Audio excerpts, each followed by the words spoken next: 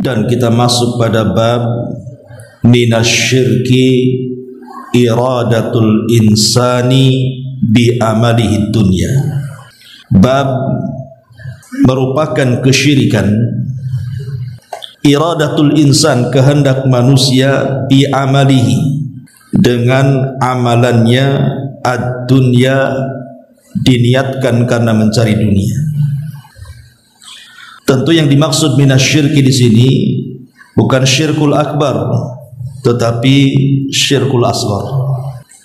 Bab ini sebenarnya kurang lebih dengan bab ketika bicara tentang riya. Cuman bedanya kalau riya itu seseorang beramal tidak ingin mendapatkan dunia sama sekali. Orang riya itu hanya ingin mendapatkan pujian saja. Dibicarakan manusia sehingga menjadi terkenal, populer, disanjung, dan begitu seterusnya. Tapi dia tidak mendapatkan dunia sama sekali. Tapi kalau bab ini dia beramal memang mencari dunia. Jadi amalan yang diamalkannya itu adalah amalan agama, tapi tujuannya ingin meraih dunia. Contoh sederhana, seseorang belajar ilmu agama, dia tidak ada niat belajar agama. Dia hanya ingin niat mendapatkan ijazah supaya bisa kerja. Dia ingin haji, tidak ada niat untuk haji. Dia hanya ingin sampai di sana bekerja dan berniaga. Dia berangkat jihad, tapi tidak ada keinginan untuk jihad, hanya sekedar ingin mengharap mendapatkan harta rampasan perang saja. Itulah yang disebut dengan keinginan manusia dengan amalannya mencapai dunia yang dikehendakinya. Kalau riya tidak. Riya tidak mendapatkan dunia, tapi riya itu hanya sekedar mendapatkan pujian saja. Berarti bab ini lebih ringan atau lebih berakal dibandingkan orang yang riya. Karena orang yang riya tidak dapat apa-apa dari dunia, hanya omongan manusia saja.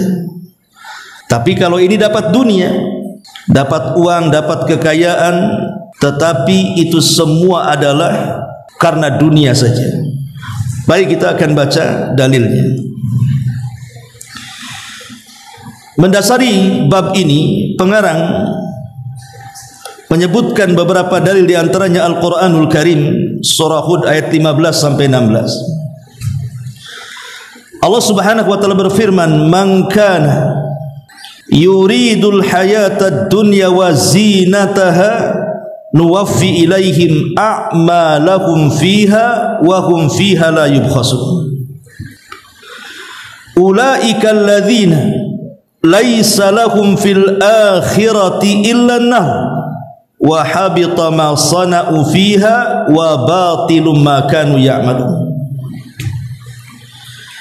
Barang siapa yang mengkehendaki kehidupan dunia dan perhiasannya, niscaya kami akan berikan kepada mereka balasan pekerjaan mereka di dunia dengan sangat sempurna, dan mereka di dunia tidak akan dirugikan. Mereka itulah orang-orang yang tidak memperoleh di akhirat kecuali neraka, dan lenyaplah di akhirat itu apa yang telah mereka usahakan di dunia, serta sia-sialah apa yang telah mereka kerjakan. Ma'asyiral muslimin wal muslimat rahimani wa rahimakumullah. Dahulu di zaman salaf ada seorang sahabat namanya Tufail Al-Asbahi radhiyallahu anhu. Tufail Al-Asbahi radhiyallahu anhu berjumpa dengan sahabat Muawiyah bin Abi Sufyan, katibu wahyin Nabi, pencatat wahyu Nabi. Terjadi dialog antara At-Tufail Al-Asbahi dengan sahabat Muawiyah. Kata Muawiyah, "Ya Tufail, bukankah engkau mendengar sebuah hadis yang kau dengar dari Abu Hurairah radhiyallahu anhu? Ceritakan hadis itu kepada." Kemudian Tufail mengatakan, "Hadis yang mana wahai Muawiyah?" Maka Muawiyah mengatakan hadis tentang orang-orang yang akan pertama kali disentuh api neraka. Maka Tufail mengatakan, ya, aku mendengar langsung dari Abu Hurairah radhiyallahu an, Nabi SAW bersabda bahwa manusia yang pertama kali disentuh api neraka adalah 3 kelompok. Pertama, seorang pakar Quran.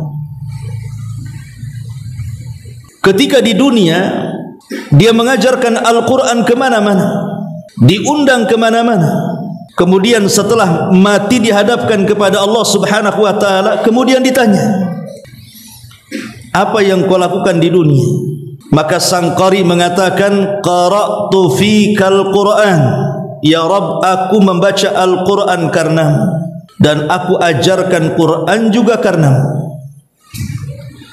Maka Allah Subhanahu wa ta'ala mengatakan, kadzabta, dusta engkau membaca Quran itu liyuqal anta qari, engkau membaca dan mengajarkan Quran itu agar manusia mengatakan engkau ini seorang qari, seorang pembaca Quran yang handal. Faqad qil, dan itu sudah diketahui seperti itu. Kemudian Allah Subhanahu wa ta'ala mengatakan kepada para malaikatnya, seret orang ini, masukkan ke dalam neraka. Kemudian kelompok yang kedua yang dipanggil adalah seseorang yang rajin sedekah selama di dunia. Tidak ada tempat yang layak untuk diberikan sedekah, dia sedekahkan hartanya di situ. Dia tidak bakhil, dia tidak medit, dia sangat dermawan. Ketika meninggal dihadapkan ke hadapan Allah Subhanahu wa ta'ala, Allah mengatakan, apa yang kau lakukan di dunia? Maka dia mengatakan, ya Rabb, saat aku di dunia, aku ini ahli sedekah, tidak ada tempat-tempat yang layak untuk ku sedekahi, pasti ku sedekah di situ. Tapi Allah mengatakan, apakah sedekah itu karenaku? Dia mengatakan, ya, tasaddaqtu fika ya Rabb, aku sedekah karenamu. Maka Allah mengatakan, kadzabta, dustakan, engkau bersedekah itu liyuqal annaka jawad, supaya manusia mengatakan bahwa engkau ini seorang yang sangat dermawan. Engkau hanya ingin mendapatkan pujian manusia saja. Maka Allah katakan kepada para malaikat, ambil orang ini, lempar ke dalam neraka. Kemudian kelompok yang ketiga, saat di dunia dia berjihad, dia menerobos medan tempur, kemudian dia meninggal sebagai syahid. Setelah meninggal, Allah panggil orang yang mati syahid ini, kemudian Allah katakan, apa yang kau amalkan di dunia? Maka orang ini mengatakan, qataltu fika hatta ustushhidtu ya Rabb, aku berperang karenamu sehingga aku mati syahid. Maka Allah mengatakan, kadzabta, dusta engkau melakukan itu supaya manusia menganggap engkau ini seorang pahlawan, niatmu bukan karenaku. Maka Allah katakan kepada para malaikat, seret orang ini, masukkan ke dalam neraka. Inilah 3 manusia yang akan pertama disentuh api neraka, padahal mereka beramal amalan akhirat. Tapi kenapa masuk neraka? Bukankah membaca Quran dan mengajarkan Quran itu amalan akhirat? Bukankah orang yang bersedekah membantu orang-orang fuqara wal masakin amalan akhirat? Bukankah orang yang berjihad memperjuangkan agama Islam sampai dia mati syahid itu amalan akhirat? Kenapa ujung-ujungnya masuk neraka? Harusnya mereka masuk surga. Karena ketika yang satu seorang pakar qari, pakar Quran, dia ketika membaca dan mengajarkan Quran, zahirnya saja amalan akhirat, tapi niatnya karena dunia, ingin mendapatkan pujian manusia. Yang kedua juga sama, yang bersedekah juga ingin dunia supaya manusia menganggap dirinya sang dermawan. Begitu juga seorang yang mati syahid supaya manusia menganggap dirinya sang pahlawan. Saat Muawiyah bin Abi Sufyan mendengar hadis ini dibacakan oleh Tufail al-Asbahi radhiyallahu anhu, Fabaka Muawiyah bin Abi Sufyan, maka Muawiyah pun menangis. Setelah dia menangis, kemudian dia merenung sesaat, kemudian dia mengatakan, Sadaqallahul azim, sungguh Allah subhanahu wa ta'ala maha benar dengan segala firman-Nya. Man kana yuridul hayatad dunya wa zinataha nuwaffi ilaihim a'malahum fiha wa hum fiha la yubkhasun. Kemudian Muawiyah membacakan ayat ini. Barang siapa yang menghendaki kehidupan dunia dan perhiasannya, niscaya kami berikan kepada mereka balasan pekerjaan mereka di dunia dan mereka tidak pernah dirugikan. Tetapi ulaika alladzina laisa lahum fil akhirati illa an-nar, mereka orang-orang yang tidak akan dapat bagian di akhirat kecuali neraka. Wa habita ma sana'u fiha, habis semua apa yang mereka lakukan di dalamnya. Wa batilu ma kanu ya'malun, dan sia-sialah apa yang telah mereka lakukan di dunia. Itulah bahayanya orang yang melakukan amalan akhirat ditujukan kepada dunia. Tetapi ada catatan. Kalau seseorang umpamanya ingin melakukan umrah lillahi ta'ala karena Allah, tetapi di balik niat umrah juga ingin niat berdagang, maka yang seperti ini tidak tercela, cuman mengurangi pahala. Seseorang berjihad karena Allah jihadnya, tetapi di balik jihad karena Allah juga dia mengharap ghanimah, harta rampasan perang, tidak tercela, tetapi pahalanya dikurangi. Seseorang menjadi muadzin lillah karena Allah, tetapi di balik itu juga ada harapan, ada bayarannya, tidak tercela, tetapi mengurangi pahala. Kalau ingin sempurna pahalanya, kalau ingin haji ya haji saja, kalau ingin umrah ya umrah saja lillahi ta'ala, kalau ingin jihad ya lillahi ta'ala, tidak ada embel-embel di dalamnya di balik dunia. Tetapi yang dimaksud dalam bab ini adalah seseorang berangkat haji atau umrah memang tidak ada niat haji dan umrah, berangkatnya itu hanya untuk berjualan saja, berniaga saja, belanja saja. Atau seseorang perang memang tidak ada keinginan untuk membela agama Allah, perangnya itu dia hanya ingin mendapatkan harta rampasan perang. Lah itulah yang dimasukkan dalam bab ini, termasuk minasyirki, maksudnya syirkul asghar, syirik kecil. Baik ma'asyiral muslimin wal muslimat rahimani wa rahimakumullah. Bicara tentang ayat ini, man kana yuridul hayatad dunya, barang siapa yang menghendaki kehidupan dunia dan perhiasannya, nuwaffi ilaihim a'malahum fiha wa hum fiha la yubkhasun, maka kami akan berikan kepada mereka balasan pekerjaan mereka dan mereka tidak akan dirugikan, artinya akan disempurnakan keinginannya. Tapi ingat, di akhirat mereka tidak akan dapat apapun. Dari sini para ulama mengatakan bahwa dunia ini sesuatu yang sangat hina, sesuatu yang sangat hina. Makanya Allah akan berikan. Seseorang belajar mencari ilmu tidak ada niat kecuali hanya akan mencari ijazah saja supaya dia bisa bekerja. Allah berikan, Allah berikan. Seseorang umpamanya berjihad memang ingin ghanimah saja, Allah berikan, dapat dia ghanimah. Dan begitu seterusnya. Ketika Allah subhanahu wa ta'ala memberikan keinginan dunianya, walaupun niatnya akhirat itu sebagai tumpangannya saja, hakikatnya mencari dunia, kenapa Allah berikan? Pertama, itu bentuk istidraj. Yang kedua, itu menunjukkan bahwa dunia ini sangat hina. Dunia ini sangat hina. Allah akan berikan kepada siapa saja karena dunia ini tidak ada nilainya. Makanya kenapa Nabi SAW mengatakan, "Lau kanatid dunya ta'dilu janaha ba'udha, ma saqa kafir syurbata ma'in." Kalau seandainya dunia ini ada sedikit manfaatnya walaupun hanya seperti sayap nyamuk. Tentu satu kafir pun tidak akan diberikan minum oleh Allah Subhanahu wa taala. Tapi karena dunia tidak ada manfaatnya, makanya Allah limpahkan dunia kepada orang kafir. Bahkan hari ini kita tahu yang paling kaya orang kafir.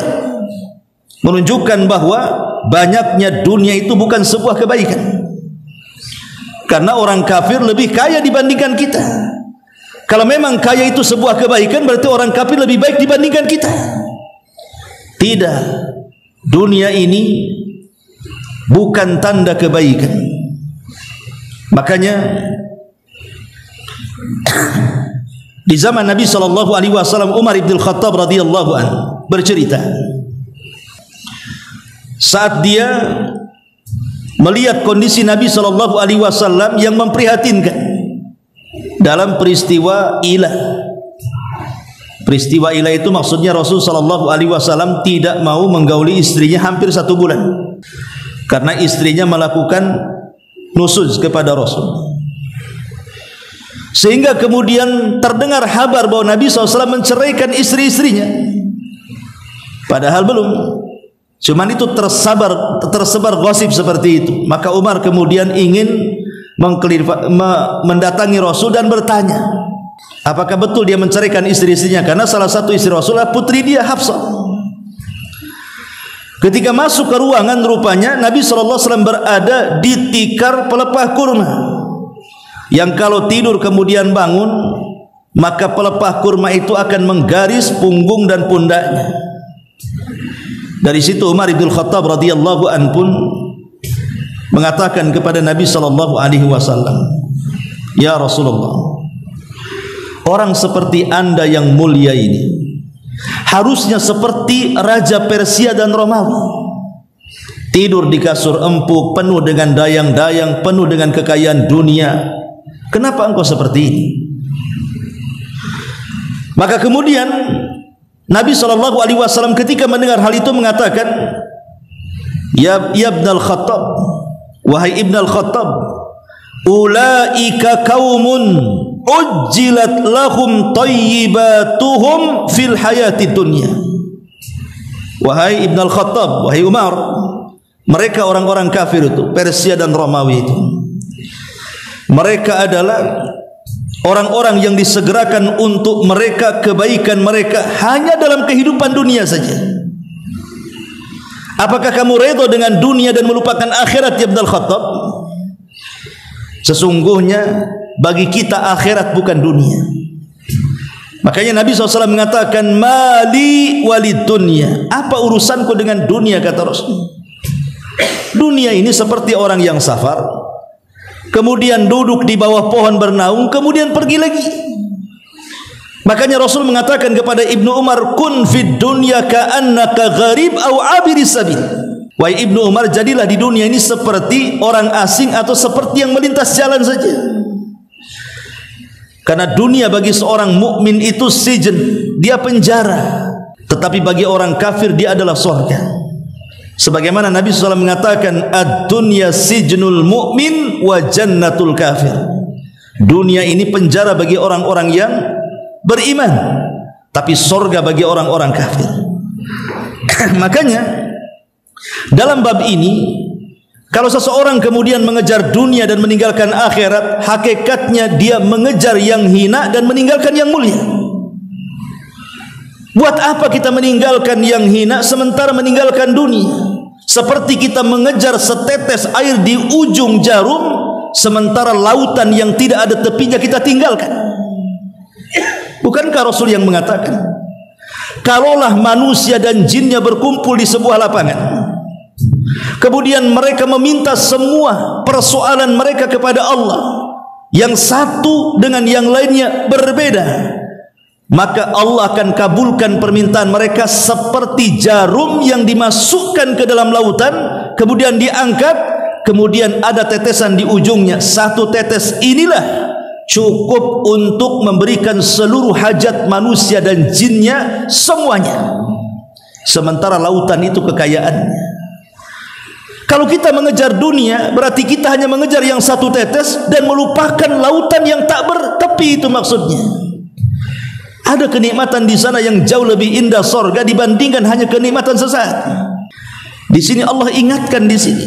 Kalau kita ini hanya beramal hanya untuk kehidupan dunia saja, celaka dia. Celaka dia. Makanya dalam hadis Bukhari, pengarang mencantumkan hadis sebagai penguat ayat yang kita baca surah Hud ini. Apa kata Nabi SAW? Ta'isa abdu dinar, ta'isa abdu dirham, ta'isa abdul khamisati, ta'isa abdul khamilati.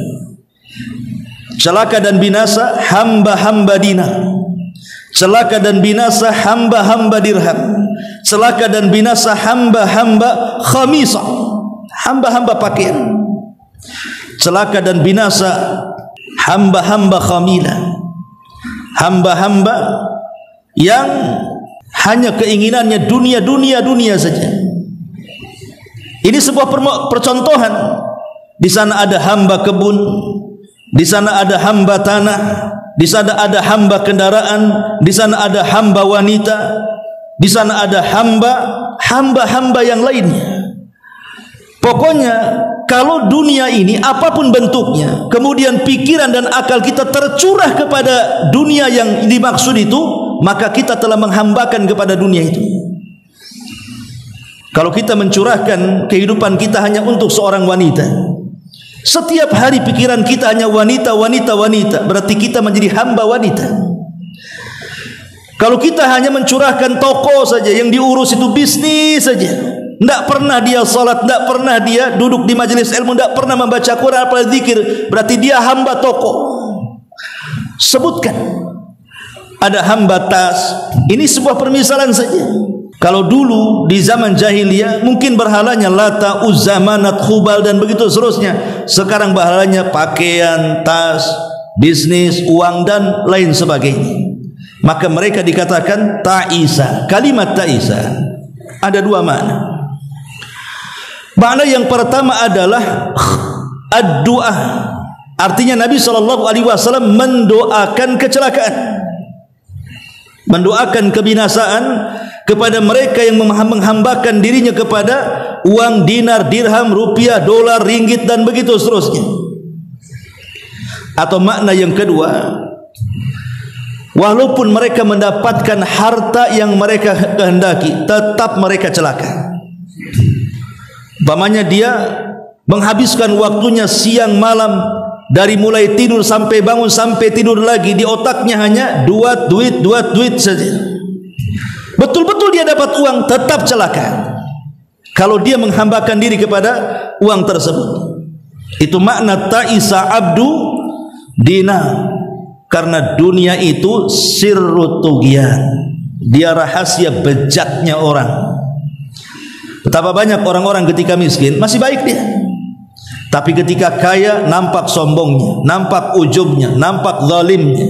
Makanya ulama mengatakan al-malu sirru tughyan, harta itu rahasia bejatnya manusia.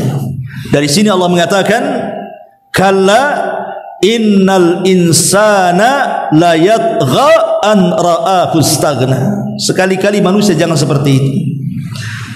Jangan mudah melampaui batas apabila Allah bukakan kekayaan kepadanya. Dan itu sudah banyak contohnya. Qarun dulu miskin, kaya jadi bejat, ya kan? Ma'asyiral muslimin yang dimuliakan Allah Subhanahu wa taala. Kemudian Nabi SAW mengatakan in u'tiya ar-radiyah wa illam yu'tu sakhita wa illam yu'ta sakhita. Kata Nabi SAW, jika dia diberi, maksudnya dikasih dunia, jika dia diberi, dia redha. Tapi kalau dia tidak diberi dunia oleh Allah Subhanahu wa taala, sakhita, dia pun marah. Itulah hamba dunia.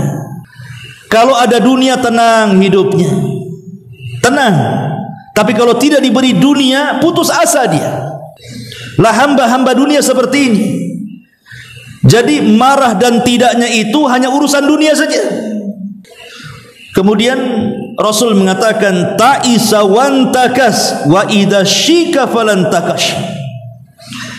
Kata Nabi SAW, celakalah ia dan tersungkurlah ia apabila terkena duri, semoga tidak bisa mencabutnya. Maknanya, kalau orang sudah masuk dalam kubangan dunia, akan sulit mendapatkan taufik dari Allah Subhanahu wa ta'ala. Dia makin keseret dan susah mendapatkan hidayah. Coba betapa banyak orang-orang yang disukseskan bisnisnya sampai di usia tua dia. Anggaplah usia dia 60 tahun ke atas. Bisnis sudah banyak, uang sudah melimpah. Kalaupun dia pensiun, boleh jadi sampai kematian dia tidak akan habis tuh uangnya. Boleh jadi menjadi ahli waris 7 turunan cucunya. Tapi betapa banyak orang-orang yang sudah sepuh, ketika di bisnisnya kemudian disukseskan oleh Allah, tidak pernah nampak dia di masjid, tidak pernah nampak di majelis ilmu, tidak pernah tangannya memegang Quran dan berzikir kepada Allah Azza wa Jalla. Kesibukannya hanya datang ke sana meresmikan sini, datang ke sana meresmikan sini, pertemuan di hotel sana, hotel sini, memperluas cabang dan begitu seterusnya. Orang kalau sudah masuk ke dunia akan kesedot, ibarat duri kalau sudah nancap susah dicabut, kata Rasul. Makanya Rasul mengatakan wa idza syika falantaqash, kalau sudah tertancap susah tuh dicabut tuh. Karena ada 2 perkara yang tidak mungkin manusia puas untuk mencarinya. Pertama talabul mal, yang kedua talabul ilmi. 2 perkara tidak mungkin puas dicari. Pertama mencari harta tidak akan puas. Walaupun kita berkeinginan, kalau saya sudah punya rumah, sudah punya kendaraan, bagi saya sih cukup. Kata siapa? Setelah Allah kasih rumah, kasih kendaraan, minta lagi 1 rumah, minta lagi 2 rumah. Ini tanah kosong siapa, dijual atau enggak nih? Dia terus akan mengejar, kan? Sama juga dengan orang yang cinta dengan ilmu. Makin digali makin bodoh, makin digali makin bodoh, makin luas, sehingga lupa kalau dia menghabiskan usianya untuk menggali ilmu itu. Inilah doa Nabi SAW, wa idza syika falantaqash. Dan ini sangat bahaya. Kalau sudah masuk terjerembab ke dalam dunia, akan sulit untuk keluar dari situ. Kemudian Nabi SAW mengatakan tuba, ini kebalikannya. Tuba li abdin akhada bi anani farasihi fi sabilillah ash'atha ra'sa maghbaratan qadama in kana fil khirasati kana fil khirasa wa in kana fis saqati kana fis saqa wa in ista'dhana lam yu'dhan lahu wa in syaffa'a lam yushaffa'. Kata Nabi SAW, ini kebalikan daripada orang yang pertama ini. Tuba, tuba itu artinya sorga. Ada yang mengatakan pohon di sorga, intinya sorga. Keberuntungan tuba itu, beruntunglah, bahagialah. Siapa yang akan mendapatkan kebahagiaan itu? Bahagialah seorang hamba yang memacu kudanya berjihad di jalan Allah, kusut rambutnya, berdebu kedua kakinya. Bila ia ditugaskan pemimpinnya sebagai penjaga, dia setia berada di pos penjagaannya. Dan bila ditugaskan di garis belakang, dia akan setia di garis belakang. Kalau dia minta izin untuk menemui raja atau penguasa, tidak diperkenankan. Jika bertindak sebagai pemberi syafaat, maksudnya sebagai perantara, maka dia tidak akan diterima syafaatnya. Artinya tidak dikenal. Dia seorang mujahid yang memperjuangkan agama Allah, berperang di jalan Allah, miskin, tidak dikenal orang. Tapi ketika niatnya karena Allah Subhanahu wa ta'ala, walaupun manusia tidak kenal dia di dunia, tapi dia menjadi selebritis di langit di hadapan Allah Subhanahu wa ta'ala. Dari sini menunjukkan bahwa salah satu alamat keikhlasan orang beramal itu, orang yang ikhlas itu adalah menyembunyikan amalannya. Cukuplah Allah saja tujuannya. Sementara orang yang pertama, abdu dinar, mereka yang menampakkan amalannya hanya mengejar dunia, yang satunya mengejar akhirat.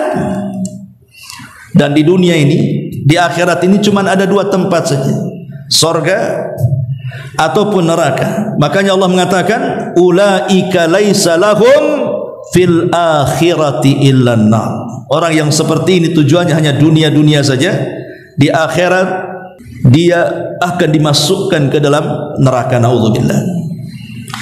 Ma'asyiral muslimin yang dimuliakan Allah Subhanahu wa taala, baik kita akan petik faedah dari pembahasan kita. Apa yang kita bisa petik dari pembahasan kita ini? Ma'asyiral muslimin wal muslimat rahimakumullah. Dalam pembahasan ini pentingnya kita ini mengikhlaskan niat dalam setiap amal kita. Dan niat ikhlas itu kan ada dhabitnya. Dhabit itu artinya ada kaedahnya. Seperti apa orang yang beramal itu ikhlas? Pertama, alla ya'mal min ajli an yarahun nas. Beramal bukan karena ingin dipandang manusia. Orang yang ikhlas adalah orang ketika beramal tujuannya bukan untuk dilihat, dibicarakan oleh lisan-lisan manusia, alias tidak riya dan sum'ah. Yang kedua, alla yata'allaq qalbuhu bimadhin nas au dhammihim lahu. Hatinya tidak terpengaruh dengan pujian manusia atau celaan manusia kepadanya. Bagi dia pujian dan celaan itu sama saja. Tidak menjadikan pujian besar kepala, tidak menjadikan celaan kecil pula badan kita, merasa terhina. Jadi sama saja di mata dia. Karena hati orang baik itu tidak mungkin berubah. Mau orang memuji dia ya seperti itu hatinya, mau mencela juga ya seperti itu hatinya. Lam tataghayyar, tidak berubah sama sekali hatinya. Kemudian yang ketiga, an yakuna ikhfa'ul amali wal israru bihi ahabbu ilaihi min idharihi. Menyembunyikan amalan atau menyamarkan sebuah amalan lebih dicintai bagi dia dibandingkan menampakkannya. Jadi kalau seandainya bisa disembunyikan, disembunyikan sama dia, dan itu lebih dicintainya dibandingkan harus tampakkan kepada manusia. Dan ini ciri orang ikhlas. Karena ciri orang yang tidak ikhlas itu selalu ingin ditampak-tampakkan amalan. Kemudian yang keempat, an yakuna harisan alal bu'di an mawatiniz zuhur wasyuhrah illa an yakuna fi dzalika maslahah. Dia bersikeras pada setiap amal akhirat yang dilakukannya itu menjauh dari tempat-tempat yang mengundang pandangan manusia kepadanya, yang mengundang mata manusia melihatnya. Karena itu juga yang menjadikan rangsangan riya dan sum'ah. Dia jauhi tempat-tempat seperti itu. Kemudian juga yang nomor 5, alla yazidu fil amali, alla yazidu fil amali li ru'yatin nas. Tidak bertambah dalam amalannya karena manusia melihatnya. Mau dilihat manusia atau tidak dilihat manusia ya seperti itu saja amalannya. Ini ketika baca Quran nyantai saja, pas dilihat mulai dia gelisah, mulai diindah-indahkan, dibagus-baguskan, dipanjang-panjangkan, dihusuh-husuhkan seolah-olah 40 tahun di kota Mekah dipasih-pasihkan. Namanya contoh. Jadi orang yang ikhlas itu mau dipandang manusia mau tidak, ya itu saja amalannya. Tidak karena kemudian tidak ada yang melihat dikurangi amalannya, ketika ada yang melihat ditambah pula amalannya. Kemudian yang keenam, an yattahimah daiman nafsahu bitaksiri wa la yara laha fadlan. Ciri orang yang ikhlas dalam beramal itu, dirinya senantiasa merasa kurang dan seolah-olah tidak memiliki keutamaan. Jadi ibadah yang dilakukannya itu serasa masih kurang saja, masih kurang bagus, masih kurang khusyuk, masih kurang banyak, masih kurang-kurang. Pokoknya dia tidak pernah ujub dengan amalan. Karena ujub itulah bagian daripada ketidakikhlasan. Kemudian selanjutnya an yukthira minal istighfar ba'dal amali. Ciri orang yang ikhlas adalah orang yang mengucapkan istighfar setelah dia melakukan ibadah. Karena tahu tidak semua orang yang beribadah itu sempurna. Boleh jadi dalam ibadah ada kelalaiannya, ada kekurangannya. Maka dia pun beristighfar setelah melakukan ibadah. Dan yang terakhir, al-farahu bi taufiqillahi lil amali salih. Kalau Allah berikan taufik kepada kita, kaki kita bisa melangkahkan ke majelis ilmu di sini, atau antum bisa melaksanakan salat duha, atau antum bisa bangun di tengah malam melaksanakan tahajud, bahagia. Jangan merasa sempit. Karena itu taufik dari Allah Subhanahu wa taala. Bisa melangkahkan ke masjid untuk ngaji, itu kan taufik dari Allah. Betapa banyak kaki-kaki yang ada waktu, sehat badan, tapi berat dilangkahkan karena tidak diberikan taufik. Maka kalau kita diberikan taufik untuk melakukan ibadah, bahagialah dengan taufik itu. Jangan merasa berat dengan taufik yang Allah anugerahkan kepada kita. Inilah yang disebut dengan dhawabitul ikhlasi fil amali. Cara mengetahui orang ini ikhlas atau tidak saat beramal, seperti inilah yang dijelaskan oleh para ulama. Ma'asyiral muslimin wal muslimat rahimani wa rahimakumullah. Lalu bagaimana caranya? Terkadang kita ini kan, hati kita ini, saya, antum atau siapapun kan mudah terbolak-balik, ikhwan. Terkadang awalnya lillah, tahu-tahu li ghairillah. Awalnya khusyuk karena Allah, tahu-tahu khusyuk kepada selain Allah. Hati kita ini tidak mungkin tetap dalam satu kondisi. Makanya Rasul mengatakan, ya muqallibal qulub, tsabbit qalbi ala dini. Wahai zat yang membolak-balikan hati. Artinya hati manusia itu terkadang terbolak-balik. Dalam beramal itu terkadang terbolak-balik. Tadinya ikhlas karena Allah, tahu-tahu li ajli dunia. Rupanya karena dunia saja. Disuruh jadi imam tetap karena Allah kan.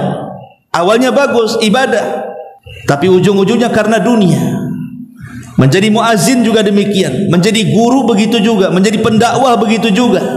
Beribadah apapun, di situ ada kemungkinan niat kita berubah tuh. Maka siapapun yang dia menjadi imam, tidak ada keinginan untuk menjadi imam hanya karena ingin gajinya saja. Dia seorang muadzin, tidak ada keinginan untuk menjadi muadzin sebenarnya, hanya ingin gajinya saja. Atau seorang pendakwah, seorang dai, tidak ada keinginan mengajar berdakwah, hanya ingin dapat amplopnya saja. Atau seorang yang umroh, tidak ada keinginan umroh, hanya ingin berniaga saja. Atau orang yang berperang, tidak ada keinginan jihad, hanya ingin ghanimah saja. Itulah yang dimaksud bab ini. Seseorang beramal akhirat tapi tujuannya dunia. Ini masuk kepada syirkul asghar, syirik kecil. Karena mensyirikatkan. Tapi kalau menjama itu tidak masuk. Seperti yang saya contohkan di awal, menjama itu, saya menjadi imam lillah, saya ingin dapat pahala juga. Tapi satu sisi kan tidak mungkin juga saya bekerja, siapa yang jadi imam? Ya saya juga ingin gaji lah. Dan begitu umpamanya ya. Saya menjadi muadzin lillah supaya saya dapat pahala dengan suara saya sehingga orang datang ke masjid. Tapi tidak mungkin juga kalau saya kerja di luar, saya jadi muadzin, ya saya juga mengharap gaji. Itu namanya menjamak namanya. Lah menjamak seperti ini pahalanya berbeda dengan mutlak nggak apa-apa jadi imam. Saya jadi imam saja, saya sudah ada gaji dari luar. Saya jadi muadzin saja, saya sudah ada gaji dari luar. Saya pendakwah saja, saya sudah ada usaha dari luar. Itu akan berbeda pahalanya dengan orang yang menjamak karena Allah dan karena dunia. Tapi tidak tercela. Tidak tercela kalau menggabungkan itu. Yang tercela itu kalau tidak menggabungkan. Niat thalabul ilmi itu tidak ada niat mencari ilmu, hanya ingin cari ijazah. Nah, itu yang tercela. Tapi kalau dia saya ingin pintar, ingin mengajak manusia ke jalan Allah, sekalian juga dapat ijazah supaya bisa kerja. Nah, itu tidak dicela, cuman mengurangi pahala kata ulama. Ya. Ma'asyiral muslimin yang dimuliakan Allah Subhanahu wa taala. Lah bagaimana caranya? Apa wasilahnya supaya hati kita ini tidak mudah tergoda dengan dunia, tergoda dengan pujian manusia, dan begitu seterusnya. Pertama wasilahnya, wasilah ilajnya, maksudnya wasilah supaya bisa diobati. Ya. An ya'lamal insan anna madhan nas la yanfa'u in kana indallahi madmuman. Ketahuilah bahwa pujian manusia kepada kita, atau dunia yang manusia berikan kepada kita, itu tidak akan ada manfaatnya bagi kita kalau kita masih mendapatkan celaan Allah Subhanahu wa taala. Buat apa kita dapat dunia kalau Allah mencela kita? Maunya kan kita dapat dunia, Allah memuji kita. Tapi kalau kita dapat dunia, dapat sanjungan manusia, dapat harta benda dan begitu seterusnya, buat apa kalau kemudian hidup di dunia Allah mencela kita? Tidak ada kemuliaan bagi kita. Ini yang pertama, manusia harus tahu tuh. Yang kedua, an ya'lamal insan annal makhluk adh-dha'if alladhi yutlab madhuhu la yamliku lahu dharran wala naf'an, khasatan yauma yaqumun nas li rabbil alamin. Manusia harus tahu bahwa makhluk ini adalah sesuatu yang lemah. Pujian manusia kepada kita atau manusia memberikan dunia kepada kita, mereka makhluk yang lemah, tidak sekuat Allah Subhanahu wa taala. Sehingga karena makhluk itu tidak ada di tangannya memberikan manfaat dan mencegah madarat, lalu apa yang diharapkan dari mereka? Dunia bisa meninggalkan kita atau kita bisa meninggalkan dunia. Pujian manusia bisa berubah menjadi celaan, celaan bisa menjadi pujian. Namanya manusia berubah-ubah. Dunia ini bisa berkurang dan bertambah, tetapi akhirat itu, sorga itu, kenikmatannya yazdad wa yazdad, bertambah dan bertambah dan tidak akan pernah berkurang. Kemudian yang ketiga, an ya'lamal insan atau in kanal insan yakhsha ittila'an nas ala khubthi batinihi fid dunya fallahu muttali'un ala dzalika wa sayafdhahu yaumal qiyamah. Jika manusia takut manusia mengetahui keburukan hatinya di dunia, maka ketahuilah Allah Subhanahu wa taala akan mengumbar apapun yang tersembunyi kelak pada hari kiamat.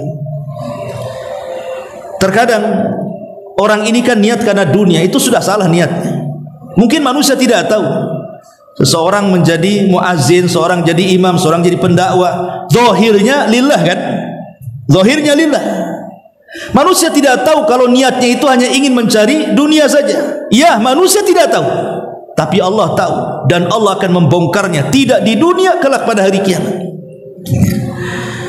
Ma'asyiral muslimin yang dimuliakan Allah Subhanahu wa taala. Kemudian an ya'lamal insan anna syaitan yad'uhu awalan ila tarkil amal. Ingatlah bahwa harus diketahui manusia, setan itu menyeru manusia pertama bagaimana caranya seseorang itu untuk meninggalkan amal. Kalau tidak bisa, maka didorong untuk beramal tetapi dirusak niatnya. Beramal, rusak niatnya. Dipalingkan bukan lillah tapi li ghairillah.